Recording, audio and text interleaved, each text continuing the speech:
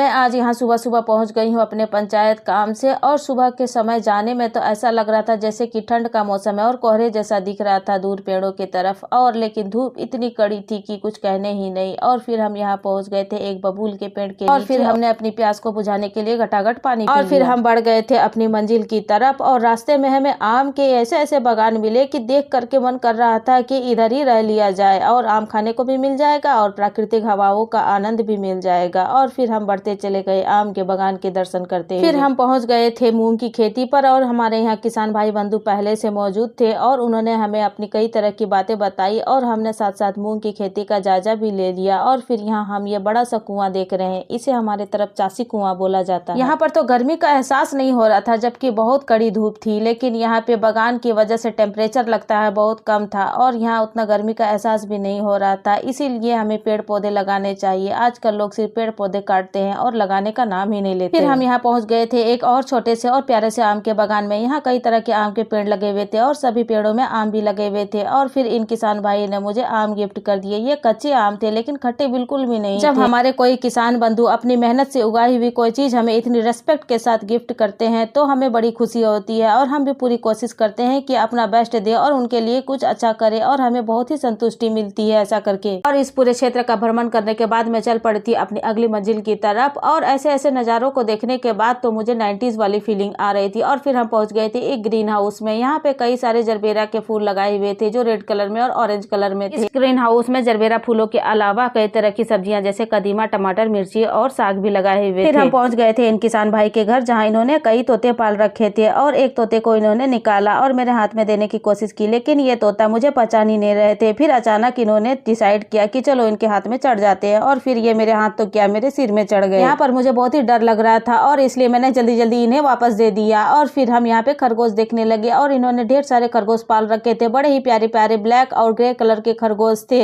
ऐसे ही ढेर सारे प्यारे प्यारे और प्राकृतिक वीडियोस के लिए मेरे चैनल को सब्सक्राइब करें प्लीज।